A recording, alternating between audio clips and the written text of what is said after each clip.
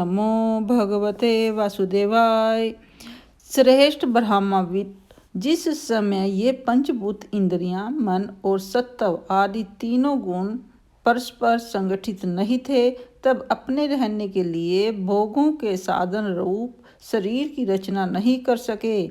जब भगवान ने इन्हें अपनी शक्ति से प्रेरित किया, तब वे तत्व परस्पर एक दूसरे के साथ मिल गए और उन्होंने आपस में कार्य कारण भाव स्वीकार करके व्यष्टि समष्टि रूप पिंड और ब्रह्मांड दोनों की रचना की। वह ब्रह्मांड रूप अंडा 1 सहस्त्र वर्ष तक निर्जीव रूप से जल में पड़ा रहा। फिर काल, कर्म और स्वभाव को स्वीकार करने वाले भगवान ने उसे जीवित कर दिया। उस अंडे को फोड़कर उसमें से वही विराट पुरुष निकला, जिनकी जंघा, चरण, भुजाएं, नेत्र, मुख और शरीर सहस्त्रों की संख्या में हैं। विद्वान पुरुष उसी के अंगों में समस्त लोक और उसमें रहने वाली वस्तुओं की कल्पना करते हैं। उसकी कमर के नीचे के अंगों में 7 पाताल की और उसके पेड़ों से ऊपर के अंगों में 7 स्वर्ग की कल्पना की जाती है।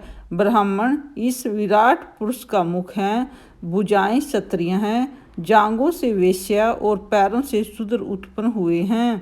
पैरों से लेकर कटी पर्यंत 7 पाताल तथा भूलोक की कल्पना की गई है। नाभि में भोरलोक की, हृदय में स्वर्लोक की और परमात्मा के वक्षस्थल में महरलोक की कल्पना की गई है।